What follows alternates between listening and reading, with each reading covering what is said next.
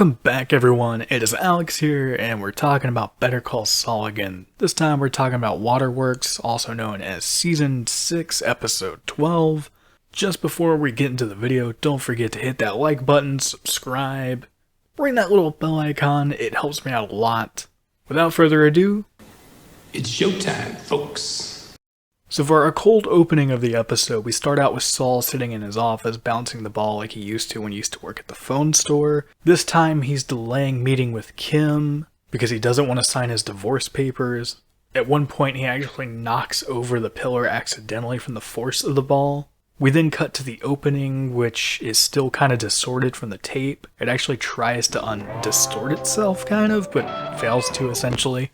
As we open up, we actually see what Kim's new life is. The new Kim in the Gene storyline is very laid back and just goes with the flow of it all. She's got this boyfriend that is just full of this brand new catchphrase that's just rolls right off the tongue.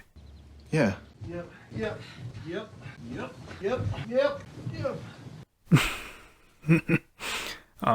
Later we have a scene where Kim is brushing her teeth by herself. This is something that typically we'd get a lot of Kim and Jimmy brushing their teeth together when they were a couple.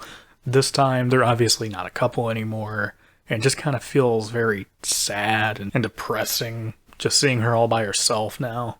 Whenever Kim is attending her little cookout party, the song Pina Coladas is actually playing on the radio. If you guys remember in Season 3 when Jimmy had to film in front of an American flag in front of a school, they tried to trick the people into convincing that he was the guy who actually wrote the Pina Colada song. If you like pina coladas, getting caught in the rain. Toxic yellows. You hit it with enough sun. He's right. He's right. If you just use it. There might be another subtone here, but to me I just saw it as a nice little callback to that. Moving forward, we get Kim going into her new job. It's at a Palm Coast Sprinklers. This was name dropped in the last episode by Gene when he was in the phone booth. And speaking of that, we even get the other side of the conversation now, as she takes the call while at work, even checking to make sure that her secretary isn't listening in, closing her blinds, all that stuff. This scene reminds me a bit of the moment when Walter called Skylar and she was being listened in on by the cops. There is a mention that it's been at least 6 years since the two of them saw each other. We get a little bit more insight on that later in the episode, but I'll be holding that for the back end of the discussion and review. But after they get off the phone with one another, Kim makes sure to tell him, hey, you need to turn yourself in, something that I actually predicted last week, and it came true. Wow, I'm just surprised that I got one right. Kim gets on a bus and makes her way back to Albuquerque. She goes to visit Howard's wife and confess that her and Jimmy are the reason that Howard got killed. She doesn't really say a word, she just puts this all in writing and gives it to her. And then she explains that she can't really be prosecuted because there's no witnesses that are left alive. Because as we know, Mike is dead, Gus is dead, Wallow of course is dead, Howard's dead. And Kim can say that she did it all she wants, but that just won't get her prosecuted. Before she leaves, Cheryl asks her why is she doing this, what is the reason for her being there and all. And before we get a straight up answer, it actually cuts away. And of course, you're kind of able to just go ahead and place the pieces of the puzzle of that scene together anyways. Much of anything that was needed to be said kind of was said at that point. But my question is, how much of this will come back into the finale next week? And what else holds for this storyline? I just don't think we're done quite yet. Before Kim gets back on the bus, we see an Alaska sign. If you saw El Camino, everyone knows that this is actually where Jesse Pinkman ended up hiding out after the events of Breaking Bad in El Camino. But as I was saying, Kim gets onto the bus and just in a scene where she doesn't say anything, but just cries. It's beautiful and it's sad, and I'm really glad that Ray Seahorn got this Emmy nomination. Fingers crossed she wins. I've been rooting for her for years now, and I'm ready to see this happen. It needs to happen. Finally, we cut back to what's going on with Gene in Omaha. He snuck into the cancer patient's house and browses around, takes some personal info down just like he usually does, but he gets a little bit comfortable. He sees that he's knocked out a bit and decides to just lounge around. Later, he looks downstairs and realizes that he's no longer there, and meanwhile, while Jeff is sitting out in the cab, a cop car pulls up behind him, causing him to get scared. As the tension rises, Gene gets scared and tries to leave. He almost gets caught, but gets out of there just in the nick of time. Meanwhile, Jeff, unfortunately, is not so lucky. He gets scared, pulls forward, and crashes the car, and gets himself arrested.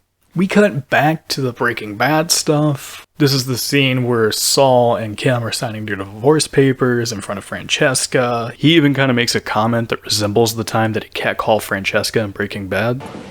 Hey, sweet cheeks, who do we got next? Let's make some money. God, you are killing me with that booty. He tries to act like his divorce doesn't bother him, and as soon as Kim is out the door, he tells her to have a good life, and tells Emilio, you all know Emilio, tells him to come right on in, and fun fact, he doesn't do paperwork. I don't do no paperwork. He doesn't do paperwork. Who cares? But the cameos don't stop there. As Kim Wexler steps outside in the pouring rain, the panel comes by and it's revealed that Jesse Pinkman is also out there. This is a fun little cameo that, honestly, I didn't think that we'd get him in this episode, considering how tight it was with a lot of the Gene stuff going on, but it was a fun little surprise.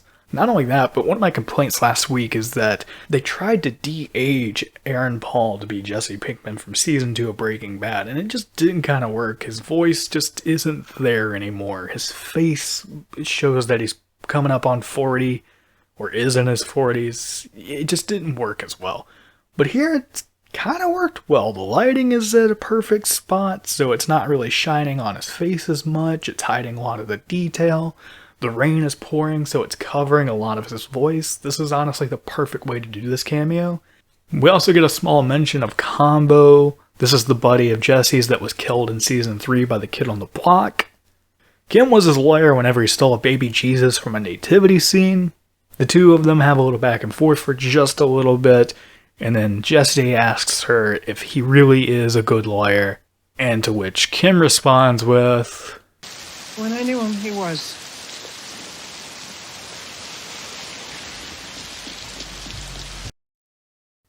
This is easily one of my favorite scenes of this season, just because it's a transitioning piece. It's the moment that Kim Wexler leaves Jimmy McGill's life, and the moment that Jesse Pinkman enters Saul Goodman's. We then cut back to the Gene storyline. Jeff has been incarcerated and is calling Gene to get his help. He plays the role of his dad over the phone, which, fun fact, in the Nippy episode, he said, "You don't have to call me dad just yet." Fun little foreshadowing on the writer's part. I gotta give him credit on that one.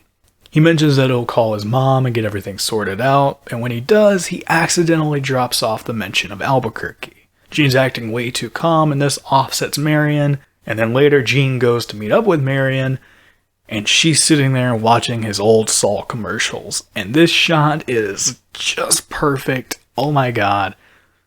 Everyone's talking about it. I might as well throw in my hat in the ring. And yeah, I fucking loved this. It's a perfect shot. It resembles the very first episode, which kickstarted this whole journey of when we finally got to cut back to Jimmy's life. And now Jimmy's life is caught up, and we're caught up in Gene's life. And it's just perfect. I love it. Tensions start rising whenever Marion confirms that she has all the pieces put together and there never was a Nippy. She tries to call the police, but Gene rips the phone cord out of the wall and even starts tightening it around his hands as she gets up and tries to back away. It's very scary and threatening, and Gene kind of had a little bit of an edge in the last episode, but here it's a whole new one. Like, I kind of was considering at this point, Gene probably has it in him to strangle this woman if it means that he doesn't have to go to jail. But of course, you gotta remember Jeff also knows who Gene is, so probably not the best call. Carol Burnett and Bob Odenkirk are absolutely nailing this scene. It's gotta be my favorite of the episode if I had to think about it. The two of them just acting their asses off. Marion tells Gene that she trusted him. This makes him back down and realizes what he's doing. And when she calls her life alert system, Gene gets the hell out of there, and we cut to credits. What a phenomenal episode. Vince Gilligan actually directed this. This is what I'm told is supposed to be his final episode ever of Better Call Saul. If that is the case, bravo, you did a fantastic job. And I was more than satisfied with what you did here. I'll be happy to see everything that you do after this. You and Peter Gould keep making the good shit. We also get a teaser of the wrecked car where we have voiceover of Jimmy freaking out, or Saul, or Gene mentioning the Hoover model.